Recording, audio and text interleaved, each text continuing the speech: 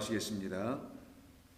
하나님 아버지 감사합니다. 오늘 이 새벽에도 저희들을 사랑해 주셔서 하나님의 은총 가운데서 저희들의 삶을 지키시고 이 하루 동안도 우리 하나님께서 함께 동행해 주심으로 하나님께서 우리에게 참된 빛으로 우리를 인도하심을 깨닫게 해주시고자 이 시간부터 저희들을 사랑으로 인도해 주신 하나님께 감사합니다. 오늘도 주님의 말씀을 통해서 우리가 하나님의 은혜 가운데 하나님의 사랑 가운데 있는 자들이라는 사실을 깨닫게 도와주시옵소서. 우리 주님 예수님의 이름으로 기도하옵나이다. 아멘. 자, 우리 하나님의 말씀 나누겠습니다. 우리 하나님의 말씀은 이사야 45장 3절입니다. 오늘은 3절 한 절만 봅니다. 이사야 45장 3절입니다. 함께 읽습니다. 내게 흑암 중에 보화와 은밀한 곳에 숨은 재물을 주어 내 이름을 부르는 자가 나 여호와 이스라엘의 하나님인 줄을 내가 알게 하리라. 아멘. 자, 오늘 이 본문에 있는 3절의 말씀은 1절서부터 시작되고 있는 하나님께서 기름 부어 세우셨다라는 그 종 고레스에 대한 이야기죠. 근데 지난번에도 우리가 말씀 나눴었습니다만은 이거는 역사 속에서 등장한 페르시아 제국의 한 고레스 왕을 단순히 의미하는 것이 아니라 우리 이 역사 속에 하나님의 창조 안에 보내실 당신의 아들 그리스도 예수를 말하는 겁니다. 우리 주님에 대한 이야기라는 거예요. 그래서 그 주님에 대해서 말씀하는 것이 너라는 말, 내게라는 말로 쓰는 겁니다. 그래서 내게 흑암 중에 보화와 은밀한 곳에 숨은 재물을 주시겠다 합니다. 그럼 이 주시는 분은 여호와 하나님이시죠. 그럼 여호와 하나님께서 당신의 아들 그리스도 예수님께 흑암 중에 보화와 은밀한 곳에 숨은 재물을 주신다 하면은 그 예수 그리스도 안에는 보화가 있다라는 것이고요. 그 안에는 재물이 있다라는 것이죠. 그래서 흑암 중에 보화와 은밀한 곳에 숨은 재물을 주신다는 겁니다. 그러니 그리스도 예수 그분 우리 주님 자신이 보화이며 재물이라는 겁니다. 그래서 그분이 재물이고 그분이 보화인 것을 깨달아 알게 된 사람들을 통하여 그의 이름 때문에 그래서 네 이름을 부르는 자는 당신이 보화네요. 당신이 나의 참된 그 보화를 통해서 내가 갖게 될 나를 부요하게 만드는 참된 재물이군요 라는 것을 깨달아 그의 이름을 부르는 자들은 나 여호와를 비로소 알게 될 것이다. 나 여호와가 이스라엘 그렇게 하나님의 은혜로 말미암아 건너간 자들 하나님의 은혜로 말미암아 살아난 자들을 말합니다. 그와 같은 나 하나님을 알게 하리라 라는 말씀입니다. 그러면 왜 하나님께서 굳이 그 당신의 아들 그리스도 예수를 이 땅에 보내시는 그 말씀 속에서 그를 흑암 중에 보화 은밀한 곳에 숨은 재물이라고 말씀하는 이유가 뭘까요? 오늘은 우리가 집중적으로 좀 바라보고 다루고 싶은 것은 내게 즉 우리 그리스도 안에 흑암 중에 보화라는 말이 무슨 말씀인지 왜 하나님이 이 말씀을 통하여 당신을 알려주시려고 하시는 뜻은 무엇이었는지를 함께 알아보는 시간을 가지려고 합니다. 이때 보화라는 이 말은 히브리어의 오차르라는 말에서 나옵니다. 이 오차르라는 말을 갖다가 보화라고 번역을 하게 된 것인데요. 이 보화, 오차르라는 말은 단순히 보화라는 말만을 갖고 있는 것이 아니라 보화를 담아놓은 곳, 창고, 보고, 곳간 이런 단어로도 사용되는 겁니다. 자, 그럼 우리가 쉽게 생각해 볼 수가 있습니다. 그리스도 예수님은 우리에게 이미 보화, 보물이 되어 계신 뿐만 아니라 그분 안에 또한 보화가 있는 말씀이라는 보화가 있기 때문에 그분이 말씀이라는 보화를 갖고 있는 곳간이기도 하다는 거예요. 그래서 말씀이라는 보화, 생명이라는 보화, 참된 것을 갖고 계신 그 보화를 갖고 계신 분으로서의 곳간이 바로 우리 그리스도 예수인 것을 알게 되죠. 그래서 이미 하나님께서는 신명기서 28장에서 이 보화 오차르라는 말씀을 이스라엘 백성들에게 약속으로 주셨음을 우리가 알게 됩니다. 신명기 28장 12절에 이런 말씀이 있습니다. 여호와께서 너를 위하여 이스라엘 백성입니다. 하늘의 아름다운 보고를 여시사라는 말이 나와요. 자, 그러면 하나님께서 흑암 중에 보화를 우리들에게 보여주시겠다는 것이고 주시겠다는 거죠. 그 흑암 중에 보화, 보고라고 여기 번역이 되어 있는데 그게 어디서 오는 거냐? 하늘에 있다라는 거예요. 그래서 하늘에 있는 토부, 아름다운 보고를 여셔서, 이런 말을 합니다. 그럼 이때 보고니까 보화를 담은 창고를 말하죠. 그 창고를 여셔서 라는 말은 그리스도 예수를 우리에게 보내주셔서 하늘의 문을 여셔서, 그리고 그 하늘 자체가 보화, 곳간인데 거기를 여시면은 거기에서 빛이 내려오게 되고요, 물이 쏟아져 내려오게 되고요, 그리고 거기에서 성령이 내려오게 되어 있어요. 성경 이 세 가지를 얘기하는 겁니다. 노아 홍수 속에서는 물이 내려오고, 빛은 하나님이 우리에게 빛이라, 빛이 있으라 하실 때 그 어둠 속에 빛이 내리는 그 빛을 말하는 거고, 그리고 예수 그리스도께서 세례를 받으실 때 하늘의 문이 열려 성령이 그에게 임하신 것처럼 하늘의 보고, 하늘 자체가 보고, 즉 창고인데, 그 창고가 열리게 되면은 거기서는 보화가 우리 가운데 임하는 것을 지금 이스라엘 백성들에게 모세가 신명기서를 통해서 약속하신 하나님을 증거하고 있는 거예요. 그래서 하늘의 아름다운 보고인 그리스도 예수를 여셔서, 하늘의 아름다운 보고로 이 땅에 오신, 보화로 오신 그리스도 예수를 연다는 건 그를 십자가의 그 언약의 기둥에서 열어버리신다는 거예요. 그래서 휘장이 열리고 그가 쪼개져 열리게 되면은 우리에게 살 길이 하나 열리게 되는, 그래서 그 길로 백성들을 들어가게 하는 이야기를 하시는 것이 신명기 28장 12절입니다. 그래서 하늘의 아름다운 보고를 여시사 내 땅에 때를 따라 비를 내리시고, 내 땅에 때를 따라 비를 내리시니까 그냥 단순한 비가 아니겠죠. 하늘에서 내려오는 비입니다. 하늘이 열리고 내려오는 거예요. 그럼 보화로 내려오는 비라는 거예요. 그러니 이게 그냥 단순히 비가 아니겠죠. 생명, 빛, 은혜, 진리라는 그 보화를 우리에게 당신이라는 하늘 안에, 당신이라는 그리스도 예수 안에 담으셔서 땅이라는 우리에게 내려주시면 우리는 무엇을 가진 자들이 되냐? 그 하늘의 보화를 맞은 자들, 가진 자들, 영접한 자들이 되는 것이죠. 그때 땅은 비를 만나게 됩니다. 비를 만났으니 그 상태를 뭐라고 하냐? 복이다 라고 해요. 그래가지고 12절에서 말하기를 내 땅에 때를 따라 비를 내리시고 내 손으로 하는 모든 일에 복을 주시리니 내가 많은 민족에게 꾸어줄지라도 너는 꾸지 아니할 것이요. 세상에게, 하나님을 모르는 다른 많은 민족, 그 민족에게 가서 구걸하는 그런 가난한 자들이 아니라 그 가난한 그 심령들에게 오히려 내가 가지고 있는 것을 그들에게 전해줄 수 있는 자, 나눠줄 수 있는 자로 하나님께서 이스라엘 백성을 사용하신다, 쓰신다는 말씀입니다. 이때 여호와께서 너를 머리가 되고 꼬리가 되지 않게 하시며 위에만 있고 아래에 있지 않게 하시리니 오직 너는 내가 오늘 내게 명령하는 내 하나님 여호와의 명령을 듣고 지켜 행하라 말씀합니다. 이때 머리가 되고 꼬리가 되지 않게 하겠다라는 말씀은 우리가 익히 잘 알고 있는 그런 말씀이죠. 많은 사람들이 기도할 때, 자녀들을 할 때 기도하는 게 머리가 될지언정 꼬리가 되지 말다, 뭐 이런 말을 하지 않습니까? 이건 단순히 이 세상에서 으뜸이라는 말, 하나님의 무슨 영광을 돌리기 위해서 열심히 뭘 해가지고 머리가 되라, 이런 말씀이 아니라 우리를 하나님의 머리들로 다 삼으시겠다라는 거예요. 자, 그러면 머리가 되려면 어떻게 이루어지는지를 설명하는 것이, 머리가 되고 꼬리가 되지 아니하게 하시겠다라는 말씀 속에는 우리의 첫자리, 우리의 근본 바탕이 무엇이었냐? 꼬리였다라는 겁니다. 꼬리였는데 그를 머리로 다시 삼으시겠다는 거예요. 그래서 꼬리는 아래에 있는 자들이라고 말하는 거고 머리는 위에 있는 자들을 말하는 겁니다.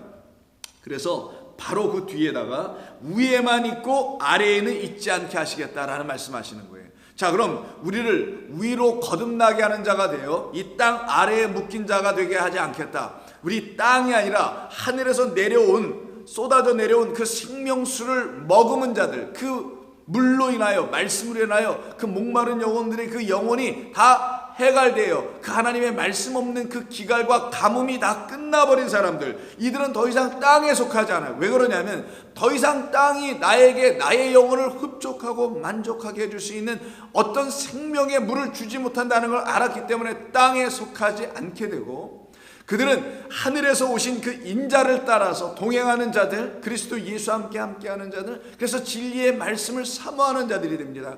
그렇게 진리의 말씀으로 사모하게 되니 그들이 하나님을 따라갈 수밖에 없게 되겠죠. 그들을 놓고 머리가 된 자들이라고 하는 겁니다. 그러면 머리가 되고 꼬리가 된다는 말은 우리 하나님께서 왜 이런 말씀을 쓰신 것인가? 이거는 이 땅, 세상이라는 소돔과 고모라, 애굽이라는 이 세상에 종로로 타고 있었던 우리, 하나님의 말씀의 뜻이 무엇인지를 모르고 여전히 이 세상에 속하여 있었던, 편입되어 있었던 우리를 모세를 통하여 그들을 구원해 내게 하십니다. 내 백성이 지금 고통 가운데 신음하며 내게 부르짖고 있다. 너는 가서 내 백성을 구원하여 내오라고 그러죠. 그걸 출애굽이라고 합니다. 애굽을 떠나게 하는 거예요. 자, 애굽을 스스로 못 떠나고 있는 그 하나님의 백성들, 우리라는 존재들을, 이 세상에 있는 것으로부터 스스로 떠날 수 없는 우리들을 모세, 곧 그리스도를 보내요. 우리를 이곳에서 구원해 내신 그 이야기가 무엇인지를 설명하는 겁니다. 그때 출애굽기 4장에 보시게 되면 모세를 보내실 때 모세가 4장 1절에서 이런 얘기를 해요.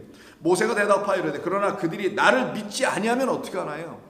당신이 보내신 거 좋습니다. 내가 가겠습니다. 그런데 그들이 행여라도 나를 믿지 아니하며 내 말을 듣지 아니하고 이렇게 또 말하면 어떡합니까? 여호와께서 너에게 나타나지 아니하셨다라고 그들이 말하면 난 뭐라고 얘기할까요? 라는 이야기를 합니다.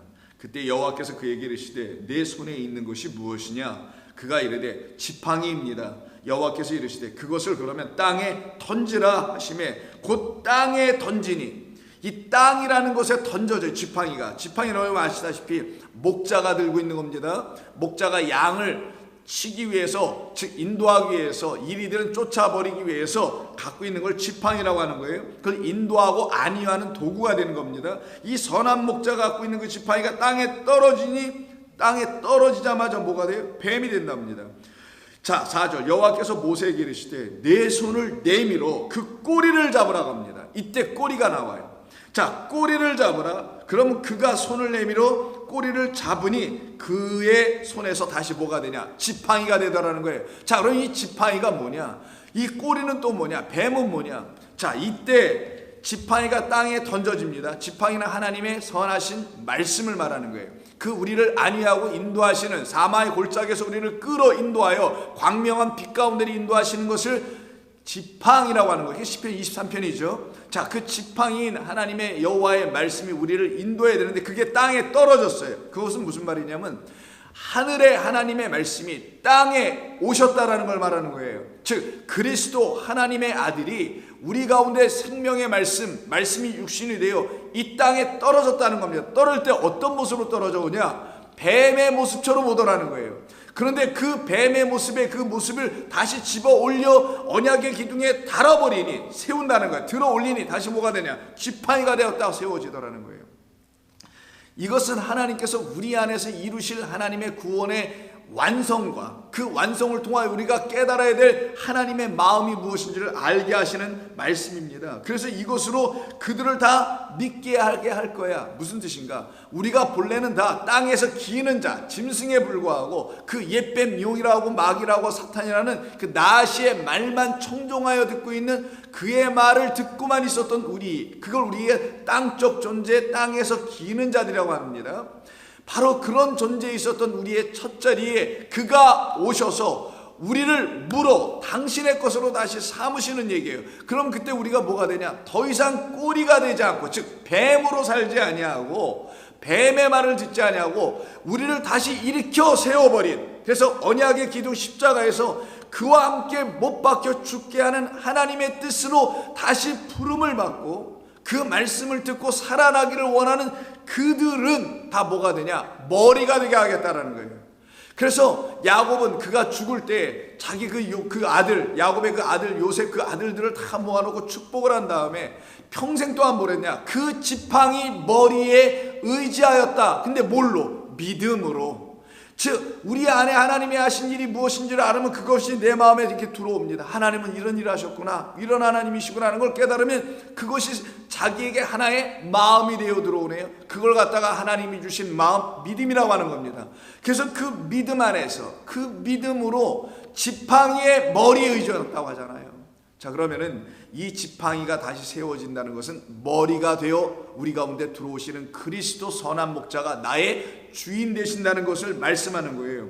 그래서 여호와께서 너를 머리가 되고 꼬리가 되지 않게 하신다는 것은 너를 땅적 존재, 짐승의 차원이 아닌 하나님의 말씀을 가진 하나님의 백성, 손으로 삼아 내셔서 위에만 있고 땅 아래에 있지 않고, 즉 땅이 아닌 땅에서 하늘로 승천한 에녹과 같은 자들로 내가 너희를 삼아 나와 동행하게 만들겠다라는 말씀입니다. 그래서 오늘 오직 너는 내가 오늘 네게 명령하는 네 하나님 여호와의 명령을 듣고 지켜 행하며, 내가 오늘 너희에게 명령하는 그 말씀을 떠나 좌우로, 즉 좌우니까 선악간에 판단하는 자로 치우치지 아니하고 다른 신 그 나아신을 따라가 섬기지 아니하면 이와 같으리라. 내가 만일 네 하나님 여호와의 말씀을 순종하지 아니하여, 나아신의 말을 순종한다는 표현이겠죠. 그러면 내가 오늘 네게 명령하는 그의 모든 명령과 규례를 지켜 행하지 아니하면 이 모든 저주가 네게 임하게 될 거야. 그러니까 복과 저주가 우리 앞에 동시에 펼쳐져 있는데, 그 복인 줄 모르면 그것을 저주로 취하게 되고, 아 이게 저주였군요 라는 걸 알게 되면 그 저주의 말을 오히려 복된 말로 취할 수 있도록 하나님은 하셨다라는 걸 말하는 겁니다. 그러니 하늘에서 비가 내리는 그 비를 맞는 땅들이 되지 아니하면 그거는 여전히 저주의 땅이 되는 것이고, 여전히 뱀의 상태인 것을 말하며 꼬리인 상태를 말하는 것이며, 그리고 그 그리스도 예수께서 내게 하늘에서 생명의 말씀으로 내 영혼에 부어짐을 받은 사람들은 그 인자가 머리를 우리에게 놓는 십자가의 사건이 무엇인지를 깨닫는 하나님의 백성이 되어 그 영원한 멸망과 저주에서 우리를 끌어내시는 하나님이 계심을 그들은 완전히 알게 된다는 것을 말하는 겁니다. 그런데 이것을 알지 못하게 되면 하늘에서 뭐가 내려오냐? 비가 내려오지 않고 고하반 22절 이하에 여호와께서 폐병과 열병과 염증과 학질과 한재와 풍재와 썩는 재앙으로 너를 치시리니 이 재앙들이 너를 따라서 너를 진멸하게 할 것이라. 내 머리 위에 하늘은 노치 되고 내 아래의 땅은 철이 될 것이며, 즉 하나님이 주신 모든 것은 너를 진리 가운데로 이끌어야 되는데 오히려 너를 사망 가운데 이끄는 것이 되게 될 거라는 거예요. 여호와께서 그래서 하늘에서 비 대신 티끌과 모래를 내 땅에 내리면 이 땅은 계속 메말라가는 땅, 물이 없는 땅, 그걸 갖다가 사막 광야라고 합니다. 그 땅으로 떨어져 버리게 하게 하신다는 거죠. 그래서 비 대신에 티끌과 모래를 내 땅에 내리시리니 그것들이 하늘에서 내 위에 내려 마침내 너를 멸하리라. 이 멸함을 당할 수밖에 없는 이 상태에 있는 우리, 그래서 그리스도 예수께서, 성령께서, 하나님의 영, 그 진리의 말씀이 우리 가운데 오기 전까지의 우리의 상태는 다 뭐였냐? 우리는 여호와를 알지 못하는 상태. 그래서 우리는 무엇을 해도 제정신의 삶으로 산 적이 없었다라는 거예요, 사실은요. 그래서 그 밑에 28절 29절에서 이렇게 말씀합니다. 여호와께서 또 너를 미치는 것과 눈머는 것과 정신병으로 치시리니, 전부 다 광기의 삶을 살더라는 거죠. 여호와 하나님 알지 못하니 자기를 위하여 자기가 주인되어 이 세상에 편입되어 이 세상과 함께 썩어질 것으로 가더라는 거예요. 이 상태를 설명합니다. 그때 우리를 뭐라고 하냐? 너희는 보지 못하는 자들이야, 아무것도 알지 못하는 자들이야. 그래서 맹인이 어두운 데서 더듬는 것 같이 네가 백주에도 대낮에도 더듬게 되며 내 길이 형통하지 못하며 항상 압제와 노략을 당할 뿐이라. 이게 미츠라임 상태죠. 애굽이라는 단어입니다. 압제를 계속 받는, 이 세상을 계속 섬겨 세상에 압제나 당하고 있는 그와 같은 것밖에 내가 할 수 있는 것이 없단다 라고 말씀합니다. 너를 구원할 자가 전혀 없을 것이다. 이게 하늘의 보화를 보지 못한 자, 흑암 가운데 감추어져 있는 그 보화인 그리스도 예수 하나님의 영을 만나지 못한 자들의 삶의 모습을 지금 신명기 28장에서 보여주는 겁니다. 이와 같은 말씀을 예레미야서에서 다음과 같이 말합니다. 예레미야 10장 12절 이하입니다. 말씀하시기를 여호와께서 그의 권능으로 땅을 지으셨고, 이 땅을 지으신 이유가 당신의 어떤 권능을 드러내기 위함이라는 거예요. 그 권능은 뭐냐? 우리를 구원해내는 겁니다. 사람의 지혜와 말로 하지 않고 그리스도 예수를 전하는 그 전도함이라는 미련한 것으로 하는 그 미련함 속에 감춰져 있는 그리스도 예수 안에 감춰져 있는 하나님의 능력이 있어요. 우리를 구원해내시는 그 권능으로 땅을 지으셨고, 그의 지혜로 세계를 세우셨고, 그의 명철로 하늘을 펴셨으며, 그가 목소리를 내신즉 하늘에서 많은 물이 생기나니 그는 땅끝에서 구름이 오르게 하시며 비를 위하여 번개치게 하시며 그 곳간에서 바람을 내시거니란 말이 나옵니다. 자, 이거는 단순히 자연 만물을 설명하는 게 아니란 말이에요. 자, 이때 본문을 자세히 읽어보시면 13절에 그가 목소리를 내신다 합니다. 이 예레미야 10장 13절에서 왜 이런 말씀을 하냐는 거죠. 그가 목소리를 냈더니만 어떤 일이 벌어지냐? 하늘에서 많은 물이 쏟아져 내려오더라는 거예요. 그가 목소리를 낸 것과 하늘에서 많은 물이 생겨나는 것은 같다라는 거잖아요. 그 목소리는 하늘에 있는 많은 물, 하나님의 말씀입니다. 그래서 계시록 가면 많은 물소리가 라는 말이 나오는 거예요. 많은 물소리는 하늘에 있는 하나님의 말씀, 음성을 말하는 거예요. 그 음성을 모형으로 갖고 있는 것을 성경 66권이라고 하는 겁니다. 그 모형으로 오신 분을 예수라고 하는 거예요. 그래서 말씀이 육신이 되었다는 육신은 모형이고 말씀은 영인 거란 말이에요. 그래서 내 말은 영이요 생명이라고 말씀한 이유가 거기에 있는 겁니다. 그러니 그 목소리는 하늘에 있는 많은 물과 같은 것이며 많은 물이 하늘에서 쏟아지는 이유는 그 목소리를 우리에게 하나님의 음성을 우리에게 들려주시는 걸 말하는데 그 일이 이 땅에 떨어지게 되면 이 땅은 어떤 걸로 반응하냐? 반드시 구름을 오르게 한다. 그래서 우리가 노아 홍수 얘기할 때 이 땅이 구름을 내보내죠. 그 내보내는 것은 하나님이 주신 말씀이 이런 거였군요라고 구름, 곧 허다한 구름과 같은 증인들이라는 하나님의 말씀되어 있는 예수의 증거를 갖고 있는 자들을 허다한 증인 구름 같다고 하죠. 그래서 구름이 하나님의 말씀을 임재하는 구름 기둥이 되는 거예요. 그 말씀이라는 구름으로 우리에게 찾아오시는 하나님을 이제는 만난 자들을 땅끝에서 구름을 오르게 한다 하시며 비를 위하여 번개치시며 그 곳간에서 바람을 내신다고 하네요. 이때 곳간이라는 단어가 오늘 본문에 나오는 오차르라는 단어입니다. 이게 보화예요. 아니면 보물, 아니면 그 보물을 담고 있는 쌓아둔 곳, 그 스토어업 한다고 합니다. 보물을 이렇게 쌓아둔 곳, 이게 보고 곳간이라고 표현되는 거예요. 창고. 이 창고 곳간 안에, 이 곳간, 그 하늘 곳간입니다. 하늘의 그 좋은 보화 곳간 안에서 하나님께서 결국 우리에게 뭘 주시려고 하냐? 바람을 내시거느리라고 합니다. 이때 바람. 우리 성도님들은 이제 바람하면 뭔지 다 알겠죠? 루아입니다. 말 그대로 루아, 즉 성령, 하나님의 영을 말해요. 참된 말씀을 말하는 겁니다.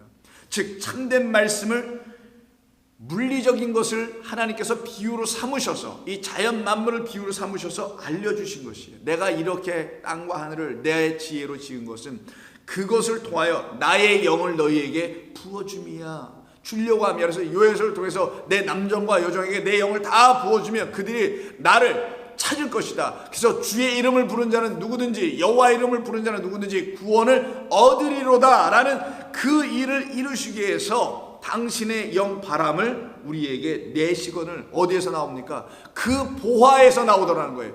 그 하늘의 곳간이며 보화인 그리스도 예수 안에서 뭐가 나오냐? 바람이 나온다. 그래서 니고데모에게 예수님께서 요한복음 3장에서 니고데모야, 너는 거듭나야겠다는 말을 이상하게 여기지 말라. 사람이 물과 성령으로 나지 않아 하나님의 나라를 결코 볼 수도 없고 들어갈 수 없느니라 하면서 하시는 비유의 말씀이, 바람이 임의를 불매 그 바람이 어디서 왔다 어디로 가는 것인지를 알지 못하는 것과 마찬가지로 성령도 이러하니라라고 성령과 바람을 연결해 놓았단 말이에요. 너희들이 이 세상에 바람이 없는 것 같지. 근데 바람은 불지 않니? 눈에 보이지 않지. 성령, 하나님의 영은 하늘이 열려야만이 너희들에게 보여지는 것이란다.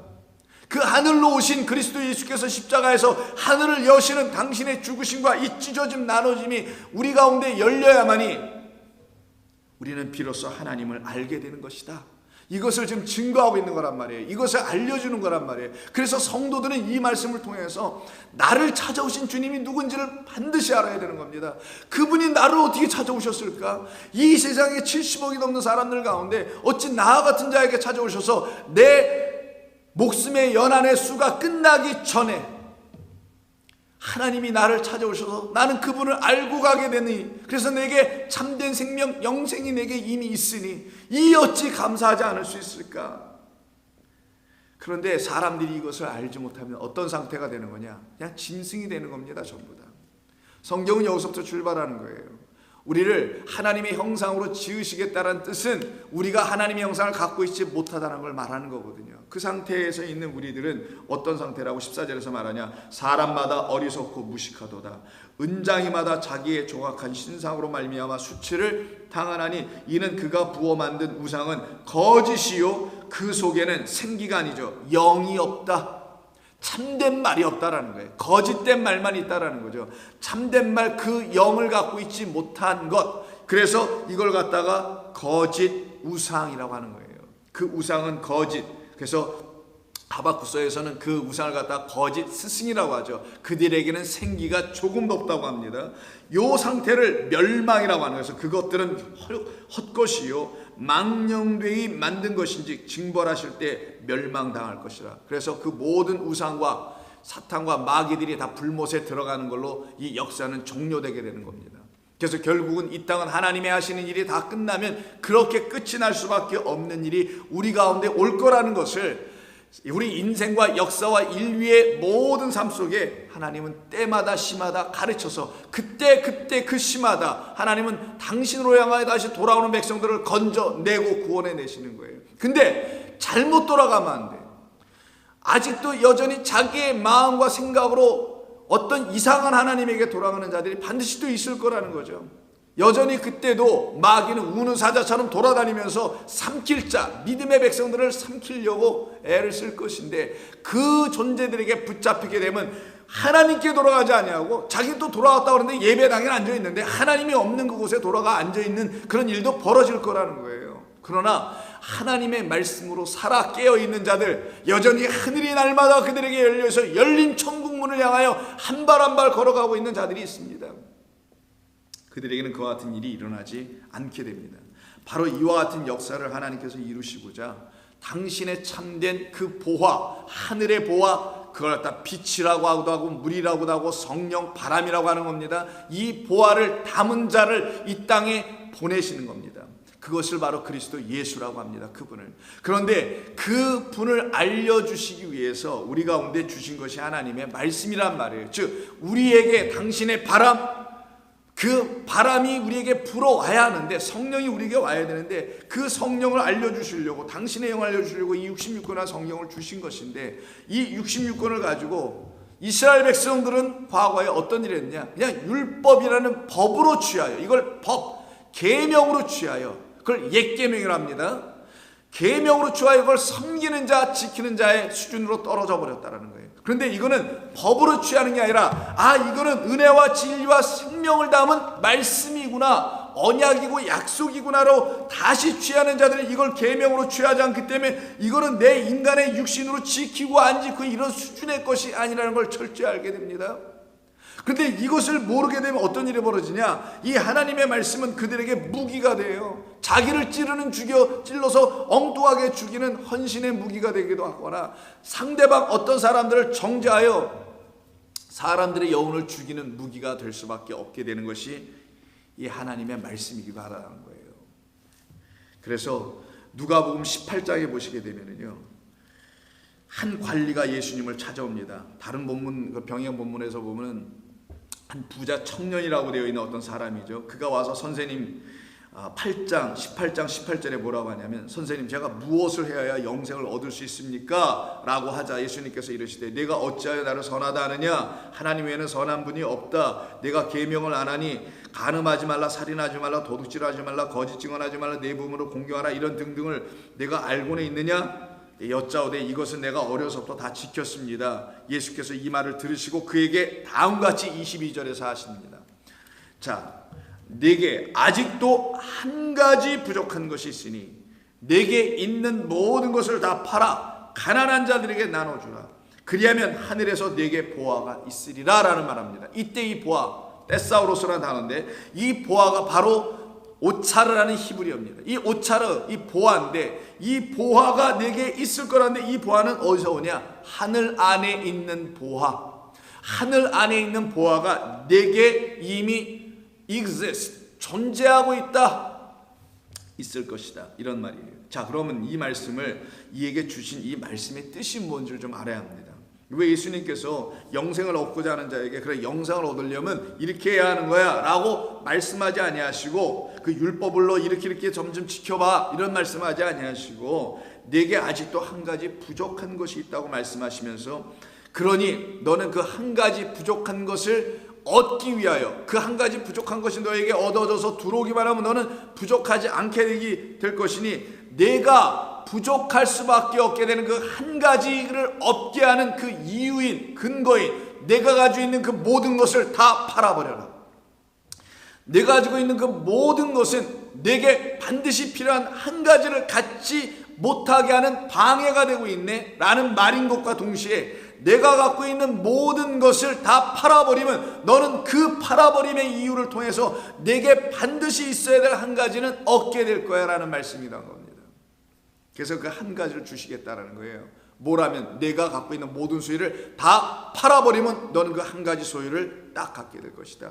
그러면 그 한 가지 소유가 무엇인지가 궁금해져야 되잖아요. 도대체 뭘 팔으라는 건지, 도대체 뭘 팔아야 되는 건지, 내가 갖고 있는 재산을 팔라는 거야? 아니면 뭐 전답을 팔라고 하는 거야? 뭘 팔라는 거야? 근데 어떤 것을 팔면은 하나가 나오게 되며 그 하나가 무엇인지 진짜 하나님이 원하시는 그 하나인지를 알게 되는 근거를 갖다 뭐라고 뒤에 붙여서 말씀하시냐면 그 하나를 누구에게 주냐? 가난한 자에게 주라는 거예요.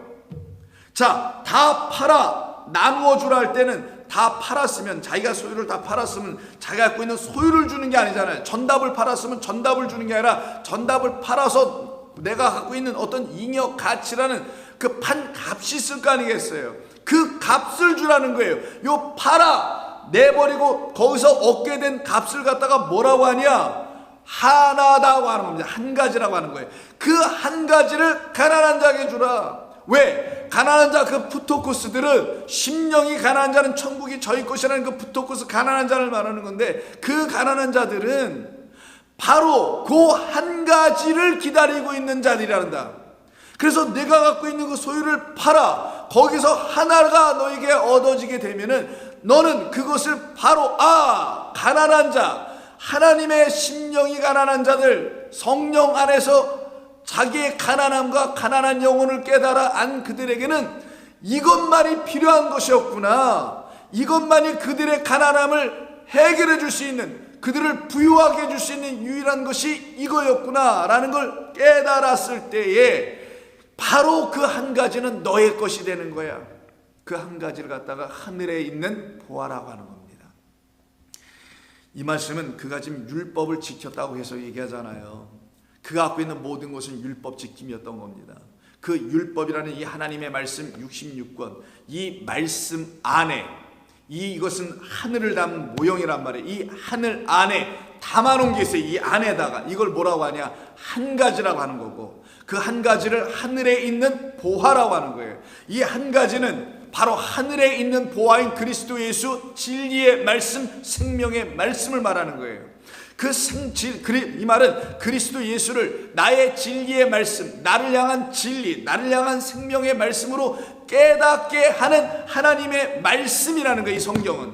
그러면 이 성경 안에 담겨있는 보화인 그리스도 예수, 곧 이 모든 성경은 나에 대해서 응하는 거니까 성경 안에는 내가 있는, 즉 그리스도 예수라는 진리의 말씀이 있는데 이 말씀을 알지 못하면 너는 여전히 하나가 부족하여 너의 나머지 모든 것은 아무런 의미가 없게 되는 것이다. 즉 이 성경을 주신 뜻이 그리스도 예수에 대해 응하는 말씀인 것을 내가 알지 못하고 이는 성경 그리스도 예수를 믿어 구원받는 겁니다 라고 하는 그런 수준에나 멈춰 있으면은 너는 이 성경이 너에게 아무런 의미가 없어. 너는 이것을 그냥 지키는, 율법을 지키는 너의 삶을 그냥 예수 믿고 이걸 잘 지키고 살아가면 천국 가나 보다 라고 하는 거기에 머물게 될 수밖에 없어 라는 말씀이에요.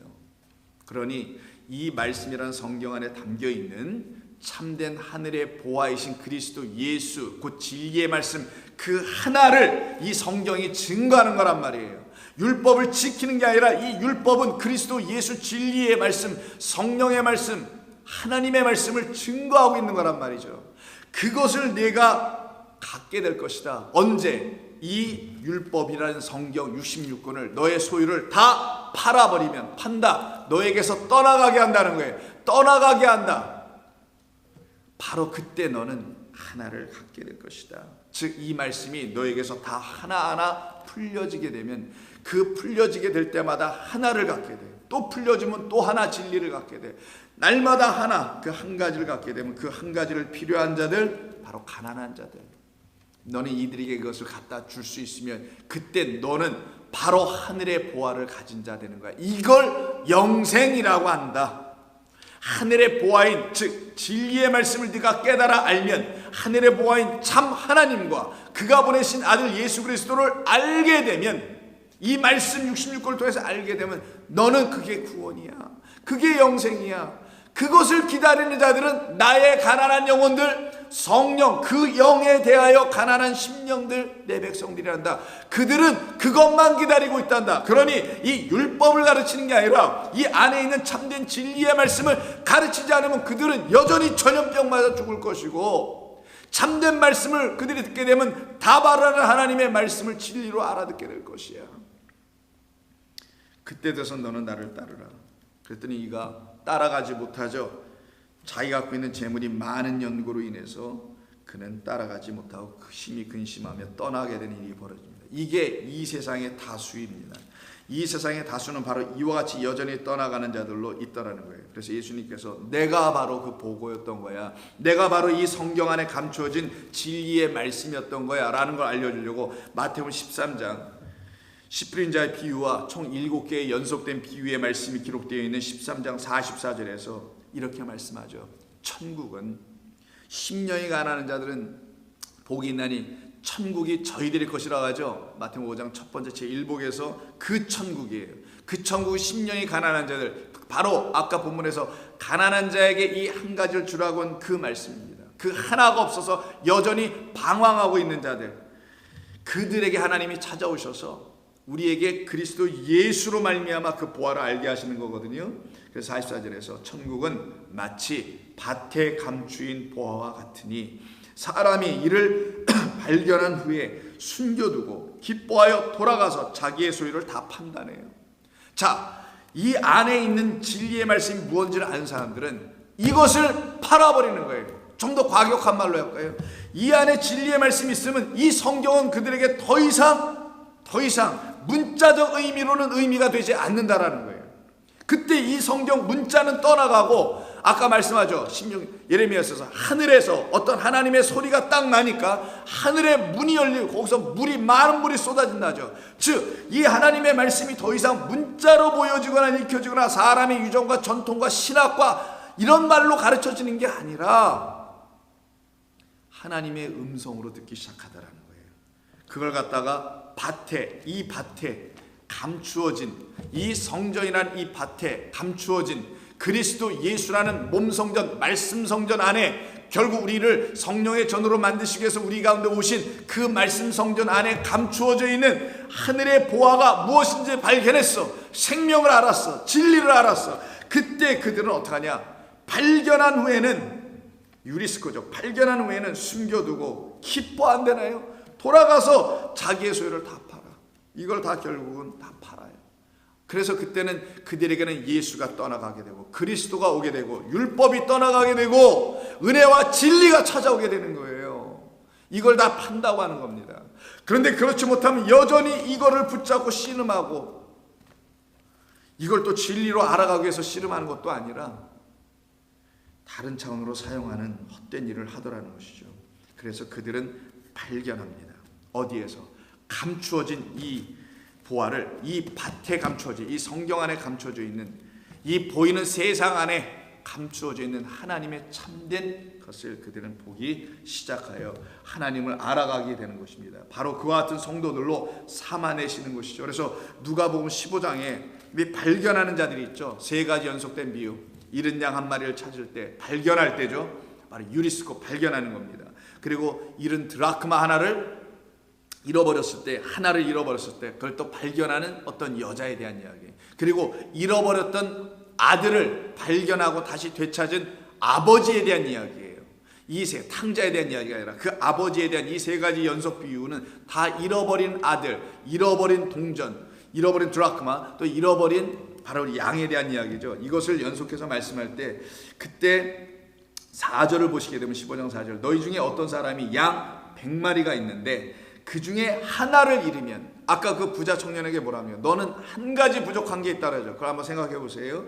그 한 가지 부족한 것과 여기 양 하나를 잃어버렸다라는 것이 똑같은 말이라는 걸 여러분 알게 될 겁니다.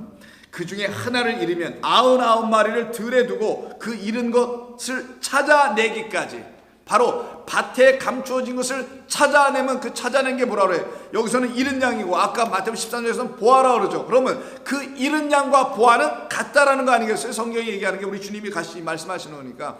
내가 바로 보아야, 밭에 감추인 보아야, 너희들의 눈에 아직도 감추어져 있는 내가 진리의 하나님이야, 내가 성령이야, 내가 그리스도야. 그 그리스도 성령 하나님을 어린 양이라고 지금 비유로 설명하는 거예요. 근데 너희는 이 어린 양 하나가 없으므로 나머지 99만 붙들고 있네. 그래서 그 부자 청년에게 너는 무엇을 다 열심히 했어도 99만 하고 있는 거야. 이 하나가 있으면 그 99은 떠나가게 되고 이 하나로 완전하게 되는 거란다.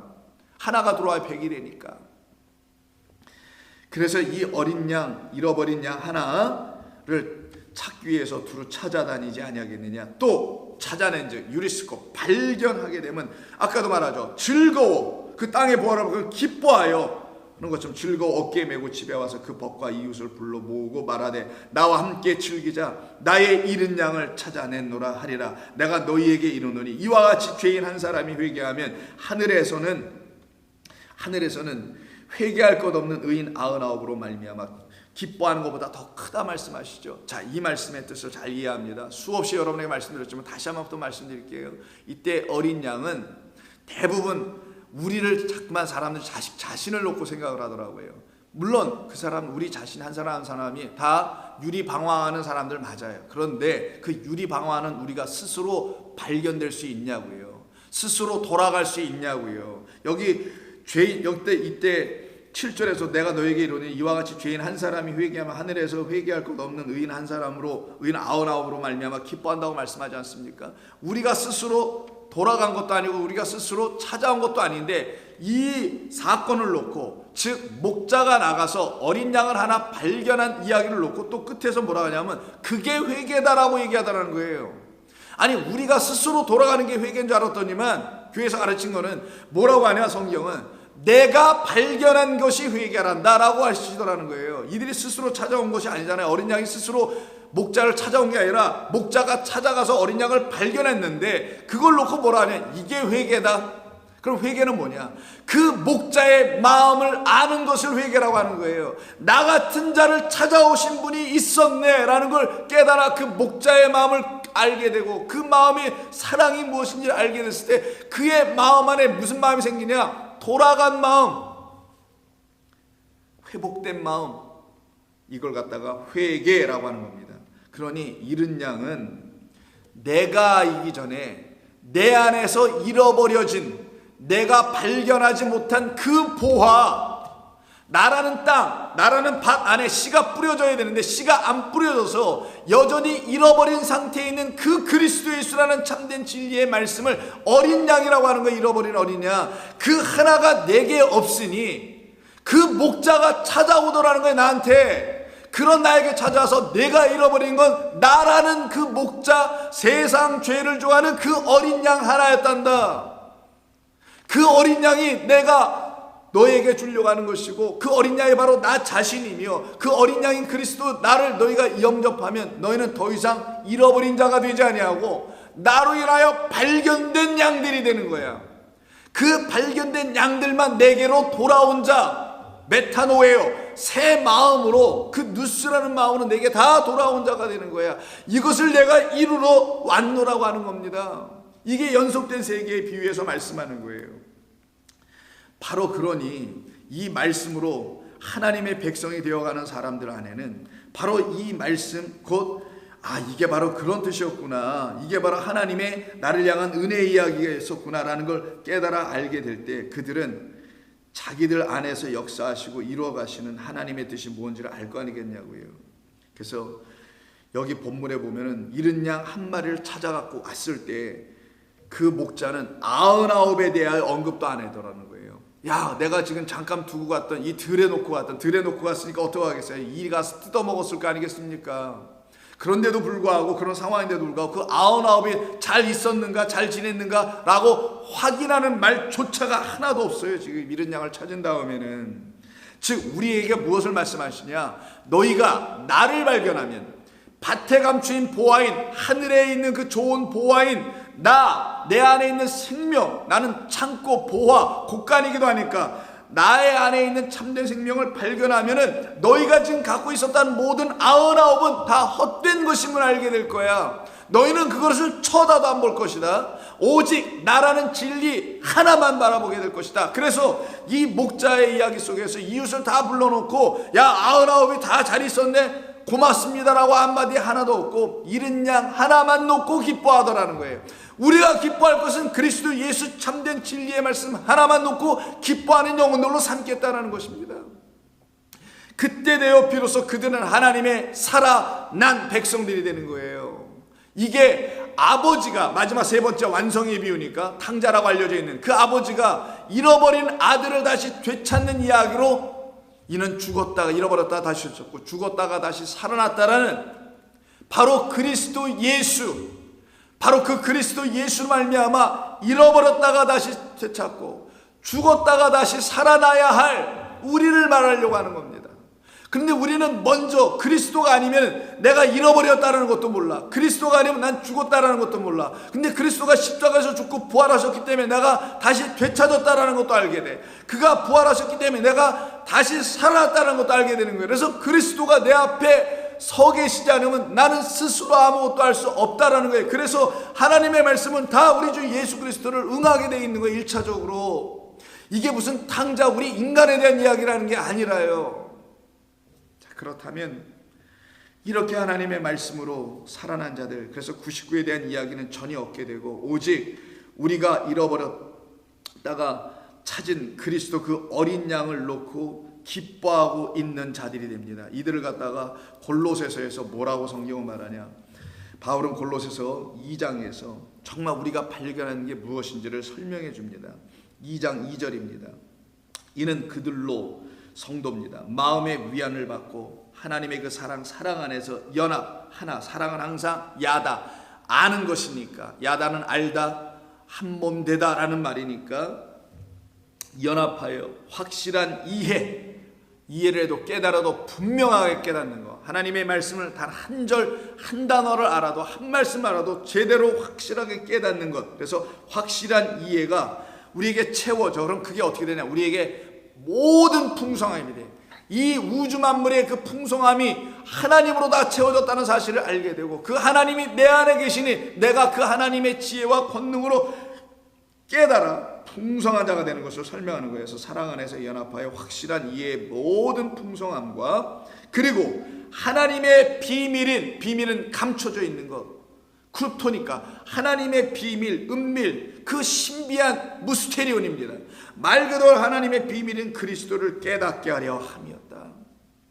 하나님께서 우리에게 주시려고 하고 우리에게 넘겨주시려고 했던 어떤 것은 그리스도라는 하나님의 진리의 말씀이라는 거예요. 사람이 아니에요. 진리의 말씀입니다. 이 진리의 말씀을 우리에게 주셔서 그 진리의 말씀 안에서만 우리가 살아가도록 하시겠다. 그래서 하나님의 말씀을 깨닫는 사람들은 그리스도를 알아가게 되는 거예요. 그 안에는, 그리스도 안에는 지혜와 지식의 모든 보화가 감춰 있대잖아요. 지혜와 지식이라는 걸 그리스도께서 가지고 오셨다는 거예요. 그래서 그가 지혜와 지식의 보고, 창고, 곳간이라는 거예요. 그걸 갖다가 우리 성도들에게 이게 진짜 보아야, 이게 하늘의 보아야, 하나님을 깨닫게 하는 지혜와 지식은 그리스도 예수 안에 있는 말씀이야. 이 말씀은 성령을 통해 들을 때야만이 알 수 있게 되는 거고, 그 말씀을 들을 때 하늘의 지혜를 갖게 되어 하나님을 비로소 참 하나님으로 알아가기 시작하게 되는 것을 말하는 겁니다. 그러니 그 안에는 지혜와 지식의 모든 보화가 담겨 있다. 이 보화가 담겨 있음을 깨달아 알게 될 때 성도는 비로소 하나님께서 말씀하신 모든 말씀들의 그 비유들을 알아가게 되고 이 세상 전체가 다 비유이기도 한데 그 비유를 통해서 참된 하나님을 알아가기 시작하게 되어 있는 것입니다. 그래서 마태복음 다시 13장 모든 비유를 마치시고 씨 뿌린 자 비유 다 마치시고 51절에서 이런 말씀을 하시죠. 너희는 그러니 이 모든 것을 깨달았느냐? 골로새서 바울도 이 모든 것을 깨닫는 것, 그래서 이 깨달음이 있어야만이, 그래서 그리스도를 깨닫게 하려 한다는 그 깨달음을 주기 위해서 모든 풍성한 지혜와 지식의 보고를 그리스도 안에 담아서 우리에게 주셨다라는 거예요. 그래서 예수님께서 너희들은 이것을 다 깨달았느냐 하시니 대답하되 그러하옵니다 라고 하죠. 예수께서 이르시되 그럼 정말 깨달았다면 너희들은 이런 제자가 되는 거다. 어떤 제자? 이 땅의 제자가 아니라 이 땅의 교회나 세우고 있는, 이 성전이나 막 불리고 있는, 사람이나 그냥 막 모으고나 있는 그런 땅의 제자가 되는, 제자 삼는 그런 교회나 성도가 되는 게 아니라 너희들은 하늘의 문을 열고 닫을 수 있는, 계시록 11장에 나오는 그 두 증인처럼 하늘의 문을 닫았던 엘리야처럼, 하늘의 문을 닫았던 예수님처럼 우리 또한 바로 천국의 제자로 삼겠다라는 거예요. 이거 하나를 가진 자들만, 그 한 가지, 그것이 더 이상 부족하지 않아 한 가지로 채워진 자들만 천국의 제자라고 하는 겁니다. 이들은 땅의 이야기하지 않습니다. 땅의 것에 대한 이야기를 언급하지 않아요. 세상이 지금 어떻게 돌아가는지 이걸 가지고 담론하지 않습니다. 세상은 하나님이 정하신 그 일을 열심히 지금 하고 있는 것뿐이에요. 왜? 그것을 통하여 하나님은 당신의 영광을 드러내실 것이기 때문에. 그래서 그 세상이 하고 있는 일이, 하나님이 하고 있는 일을 깨달은 사람들에게는 하나님의 또 다른 영광인 우리를 당신의 백성으로 삼아내는 일, 이 영광을 우리에게 허락하신 것이거든요. 이걸 보여주시려고. 그래서 땅의 제자들은 그 일만 열심히 하지만 하늘의 천국, 즉 천국의 제자된, 하늘들의 그 나라의 제자된 자를 누구라 하냐? 가르치는 자로서 서기관이라고 하는 겁니다. 하나님의 말씀을 쓰는 자죠. 어떻습니까? 이들은, 옛날 서기관들은 양피지나 파피루스나 뭐 어떤 돌판에 새기는 일을 했지만 천국의 서기관들은 하늘들에게 쓰는 거예요. 하늘들에게. 하늘들의 나라니까, 하늘들, 하나님의 백성들이 된 그 하늘들, 땅이 아니라 이제 하늘로 승천한 그 수많은 허다한 증인들, 그들 안에, 그들로 만들기 위해서, 그러한 존재들로 만들기 위해서 천국의 제자들은 그들 안에다 쓴다는 거예요. 신비와 육비에다 하나님의 말씀을 쓴다는 겁니다. 그걸 갖다가 우리를 생명책이라 부르는 거고, 생명책에 기록된 자라고 하는 거예요. 그래서 우리를 바로 그렇게 생명책에 기록된 자들로 만들어가는 천국의 제자된 그 바로 서기관마다 마치 새 것과 옛 것을 어디에서, 그 곳간이라고 하잖아요. 그래서 그 곳간, 오차르라는 하나님의 수많은 음성과 많은 물과 그 물이 우리 가운데 비로 쏟아지게 하는, 성령으로, 바람으로, 영으로 부어지게 하는 그 곳간에서 내오는 집주인 하나님과 같다. 우리를 하나님과 방불케 하는, 엘로힘과 방불케 하는 존재들로 삼아가시겠다. 그래서 하나님이 너희들을 신들이라 하지 아니하였느냐라고 요한복음 10장에서 말씀했던 거예요. 바로 이와 같은 역사를 이루셔서 우리에게 찾아오시는 그분은 바로 이제는 우리에게 보화가 되어 오십니다. 어느 보화냐? 어둠 속에서 빛을 본 자들에게 주시는 보화였던 거예요. 이 세상이라는 이 흑암 속에서 그 빛을 비춰주시는 그 분으로 우리에게 찾아오십니다. 그래서는 성도들에게 당신만이 참된 빛이요, 당신만이 참된 보화라는 것을 알려주기 시작하십니다. 그분 안에만 참된 지식과 그분 안에만 참된 지혜가 있음을 성도들에게는 자꾸만 계속해서 가르쳐 주십니다. 이것을 갖다가 위로받는다고 하는 거예요. 이걸 낙함이라는 것은 창세기 5장에서 노아가 태어날 때 이는 이 백성을 위로하게 할 자다라고 해서 한 아들을 주시겠다는 게 창세기 5장 29절인가 39절에 나오는 그 말씀이란 말이에요. 그게 위로하다라는 거예요. 이사야 40장인가 어디 보면 내 백성을 위로하라 하죠. 뭘로 위로하라는 거예요 도대체? 이러한 지금 어려운 때 뭘로 성도는 위로를 받을 거냐는 거예요. 그리스도 예수라는 하나님이 감춰놓으신 그 비밀, 그 하나 어린 양 참된 생명의 말씀을 성도들이 들을 때, 다른 말로 하면 그것이 계속 우리 가운데 공급될 때 성도는 그때 위로받는 거예요. 성도의 위로는 그거밖에 없습니다. 그 위로를 끊임없이 받고 살아갑니다. 그게 저와 여러분들입니다. 저와 여러분들은 바로 그와 같은 하나님의 말씀을 통해서 살기 때문에 이 세상이 지금 무슨 일을 경험하든, 이 세상이 우리의 삶을 압박하고 조여오는 것이 무엇이든 간에 그런 것들로부터 얽매이지 않게 되더라는 거예요. 왜? 우리는 이미 생명을 가졌으니까. 왜? 우리는 그 한 가지를 가졌으니까. 우리는 99이 떠나가고 한 가지가 들어오므로 완전한 100은 아들이 되는 순간 하나님의 아들들이 되어 있기 때문이잖아요. 그래서 고린도후서 4장에 보면은 바울은 이 세상을 향하여 그가 복음을 전하면서 깨달아 알았던 것이, 이 세상은 전부 다 하나님의 말씀을 왜곡하고 오도하고 혼잡하게 한다는 말을 합니다. 2절, 이에 숨은 부끄러움의 일을 버리고 속임으로 행하지 아니하며 하나님의 말씀을 혼잡하게 하지 아니하고 오직 진리를 나타내므로 하나님 앞에서 각 사람의 양심에 대하여 스스로 추천하노라. 스스로 추천하노라. 그 중에 이 세상의 신이 믿지 아니하는 자들의 마음을 혼미하게 하여 그리스도의 영광의 복음의 광채, 빛입니다. 빛이 비치지 못하게 함이니. 그래서 우리가 그 빛이 오지 않았으니 여전히 어두운 가운데 있었다는 것이죠. 그런데 그 그리스도는 하나님의 형상이라. 우리는 우리를 전파하는 것이 아니라 오직 그리스도 예수의 주되신 것과 또 예수를 위하여 우리가 너희의 종된 것만을 전파함이라. 그래서 이 전파의 소식을 들은 사람은 빛을 받겠네요. 어둠 속에, 자기라는 어둠 안에 빛이 들어오는 거죠. 그래서 어둠 안에 빛이 있는 거예요. 우리라는 존재들 안에 빛이 들어오게 하시겠다는 겁니다. 그때 그들을 갖다 뭐라 하냐? 보화를 가진 자, 보배를 가진 자, 하늘의 비밀인 그리스도라는 하나님의 비밀을 가진 자, 그 그리스도 안에 있는 참된 하나님을 알게 하는 보화인 지식과 지혜가 우리 가운데 충만하여 확실한 이해와 깨달음을 주시는 그 보배를 하늘의 곳간을 통하여 하늘의 천국의 서기관 되신 천국의 서기관 1번이신 그리스도 예수로 말미암아 우리에게 공급되니 우리들도 그와 같이 제자가 되어 천국의 그 서기관 같은 제자가 되어 복음을 전하는 자들이 되겠죠. 그게 바울이었고 베드로였고 요한이었고 여러분들이 되는 겁니다.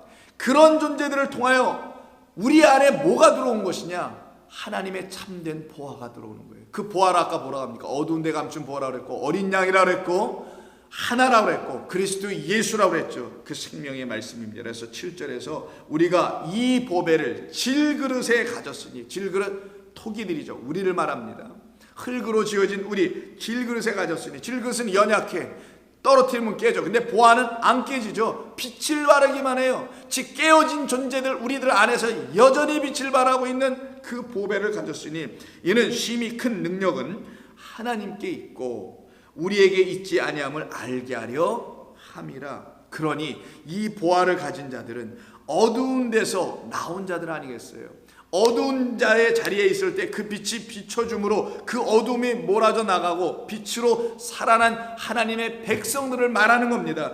그들에게 하나님이 하시는 말씀이 6절, 어두운 데에 빛이 비추라. 창세기 1장 3절이죠 1장 2절에 땅의 그 어둠, 흑암, 호셰크입니다. 그게 오늘 본문의 어둠, 흑암 속에서 빛, 보화가 있다는 그 호셰크예요. 그 흑암이라는 곳에 앉아있는 이 땅이라는 곳에서, 빛 없는 곳에서 있었던 우리에게 빛이 비치라 하시니 말씀하셨던 그 하나님께서 그 빛을 누구를 통해 알려주냐? 예수 그리스도를 통해 알려주신다는 거예요. 예수 그리스도의 얼굴에 있는 하나님의 영광을 알게 하는, 하나님 우리를 이렇게 구원하시기 위해서, 당신의 영광을 이렇게 이루시기 위해서, 살아계심을 이렇게 알려주기 위해서 그 빛을 그리스도 예수를 통하여 우리에게 비추셨구나. 어디에? 우리 마음에 비췄다고 합니다. 우리 뭐 거죽의 삶의 이 세상에 비추는 게 아니라 우리의 마음에 비추니 우리의 마음이 그 빛을 받아 마음이 환하게 되네. 그때 그 마음이 어떤 마음으로 바뀌냐? 진리의 하나님을 알아가는 마음으로 다 바뀌어지는 겁니다. 이렇게 되니 그들이 생명을 가졌네요. 빛을 가진 자들이네요. 하늘의 문이 열려서 물이 쏟아져 내리네요. 더 이상 모래가 쏟아지거나 이런 존재들이 아니라 이른 비 늦은 비가 막 쏟아져 내려오는 자들이 됩니다. 이러니 8절 이하의 삶을 살아내게 돼요. 성도들은 우리가 사방으로 우겨싸임을 당하여도 쌓이지 아니하며 답답한 일을 당하여도 낙심하지 아니하며 박해를 받아도 버림받지 아니하며 거꾸로 들임을 당하여도 망하지 아니하게 된 것은, 우리가 항상 예수의 죽음을 몸에 짊어지고 예수의 생명이 또한 우리 몸에 살아나게 하려 함이라. 우리 살아있는 자가 항상 예수를 위하여 죽음에 넘겨짐은 예수의 생명이, 예수님 안에 있는 그 생명, 진리의 말씀, 은혜의 말씀이, 하나님이라는 그 생명이 우리 또한 우리 죽을 육체에 나타나게 하여 우리 죽을 육체가 생명을 가진 자로 이 세상에서 소망 가운데 살아가게 하신다라는 뜻입니다. 이들 갖다가 살아난 주의 백성이라고 성경은 말하는 거예요. 이와 같이 우리를 살게 하여 하나님의 백성으로 삼아내시는 것이 하나님의 뜻, 하나님이 하시는 일이었던 겁니다. 이 빛을 우리에게 주시기 위해서 당신이 우리에게 찾아오셔서 우리로 그 빛 가운데로 걸어가도록 만드시는 것이 하나님이 하시는 일입니다. 그래서 오늘 본문 45장을 다시 보게 되면요, 3절에서 내게 흑암 중에 보화와 은밀한 곳에 숨은 재물을 너희들에게 주겠다. 근데 이 보화와 재물을 다 그리스도 예수를 통하여 우리에게 주시는 빛이었던 겁니다. 그 빛이 무엇인지를 알게 해주기 위해서 이사야 8장에서 이런 말합니다. 8장 19절 이하에 어떤 사람이 너희에게 말하기를 주절거리며 속살거리는 신접한 자와 마술사에게 물으라 하거든 백성이 자기 하나님께 구할 것이 아니냐, 산자를 위하여 죽은 자에게 구하겠느냐 하라, 그렇게 말하라는 거예요. 마땅히 율법과 증거의 말씀을 따르어야 될 것이 아니겠는가? 그들이 말하는 바가 이 말씀에 맞지 아니하면 그들이 정녕 참빛을 보지 못하고, 즉 율법이 증거하려고 하는 말씀이 있다는 거예요. 그래서 율법과 증거의 말씀이라고 말하는 겁니다. 서로 다른 것처럼 얘기하죠. 율법이라니 하나님의 66권이나 말씀은 하나님을 증거하기 위해 쓰여진 것, 그리스도 예수를 증거하기 위해 쓰여진 것이다. 그래서 그 증거가 드러나지 않으면 율법은 의미가 없다라는 거예요. 근데 아까 그 부자 청년은 그 증거는 나타나지 않고 이것만 붙들고 있었다는 걸 말한 겁니다. 그래서 율법과 증거의 말씀을 따를지니 그들이 말하는 바가 이 말씀에 맞지 아니하면 그들이 정녕 아침빛을 보지 못한 자다. 이때 빛을 보지 못한 자 새벽빛입니다. 이때 이 땅으로 헤매고 곤고하며 굶주릴 것이다. 그가 굶주릴 때 격분하여 자기의 왕과 자기의 하나님을 저주할 것이며 위를 쳐다보거나 땅을 굽어봐도 환난과 흑암과 고통의 흑암뿐이라 그들이 심한 흑암 가운데로 쫓겨 들어갈 것이다. 이게 흑암에 빠져있는 우리의 상태를 말합니다. 거기에 흑암 가운데 뭐가 하나님은 우리를 거기다가 집어넣고 기다리고 계시냐? 보화를 담아놓고 우리를 기다리신다라는 거예요. 오늘 이 말씀을 다 나누지 못합니다. 우리에게 주신 말씀 속에서 우리에게 있는 보화, 그 보화라는 오차라는 보화는 보물이기도 하지만 보화를 담아놓고 쌓아놓고 있는 곡간이기도 하죠. 그래서 보화로 이 땅에 오신 그 예수 그리스도가 보화를 담으신 곡간이기도 하시며 그 곡간인 그의 안에, 곡간이니까 안에 있는 그 문이 열리기 전에는 그 안에 있는 것이 드러나지 않기 때문에 그가 그 문을 여시기 위해서 십자가에서 죽임당하신 것이었고, 그의 십자가 사건은 하늘의 문을 여는 일이었으며, 그 문이 열릴 때 우리 가운데 하나님의 진리의 말씀이 쏟아져 부어지니 우리에게 있는 거짓된 것이 다 쓸려 떠나가게 되고, 그게 물이 바다 덮음같이 하나님의 영광이 우리에게 덮여지는 사건을 말하는 것이며, 그때 그들에게는 하나님의 참된 소리가, 하늘의 음성이 들려지기 시작하는 겁니다. 그것을 들으며 진리의 말씀으로 깨달아 하루하루 매일매일 하나님의 말씀으로 지어져 가면은 그들을 갖다가 하나님의 말씀들이다. 그래서 그들을 하나님이 재보는 거예요. 하나님의 말씀으로. 그때 하나님의 말씀으로 세워져 거룩한 성전으로 지어질 분들이 여러분들입니다. 그렇게 지어져 가고 계신 겁니다. 진리의 터 위에서 세워져 가는 여러분들입니다. 그 여러분들을 향한 하나님의 계속된 말씀 매일 계속 나누며 은혜의 삶을 살아가길 바랍니다. 이 세상이 지금 혼잡하고 어지럽다고 말하죠. 걱정되고 근심되는 일이 많다고 합니다. 안타까운 일도 많이 있다고 합니다. 그러나 성도는 자기의 영혼에게 부어진 하나님의 충만한 은혜의 말씀으로 더 이상 안타까울 것도 없고 더 이상 근심될 것도 없으며, 이 모든 것은 만군의 여호와 하나님이 행하시는 것을 바라보고, 우리가 계속 2주 지난 2주 주일 동안 말씀 나눴던 것처럼 거짓된 말, 전염병의 말을 듣지 아니하고 참된 하나님의 말씀으로 계속 성령께 간구하며 구하며 들을 수 있는 여러분들 되기로 주의 이름으로 부탁합니다. 기도하겠습니다. 하나님 감사합니다. 저희들에게 주신 이 귀한 말씀, 오늘도 우리에게 흘려주신 이 말씀을 통하여 우리의 영혼이 어디를 향하여 가야 할지를 알려주시니 너무나 감사합니다. 오늘 이 말씀을 통해서 우리에게 참된 보화로 이 땅에 오셔서 그 보화, 곡간으로 오셔서 그 곡간 안에 있는 하늘의 신령한 양식, 그 양식을 꺼내어 주시기 위해서 지금도 수고하시고 지금도 우리의 영혼을 깨우시는 성령 하나님께 감사와 영광을 돌립니다. 성도들, 비록 우리가 함께 모여 예배를 드리고 있지 못하지만 그들의 삶의 처소에 하나님의 영과 진리의 말씀을 부어주셔서 어디에서든지 주님을 찬송하며 주님과 동행하며 기뻐하며 삶을 살아갈 수 있도록 도와 축복하여 주시옵소서. 하나님이 행하시는 모든 일을 선하시고 인자하심을 성도들이 알기에 그들 안에는 평강이 있기를 소원하오며 우리 주님 예수님의 이름으로 기도하옵나이다. 아멘.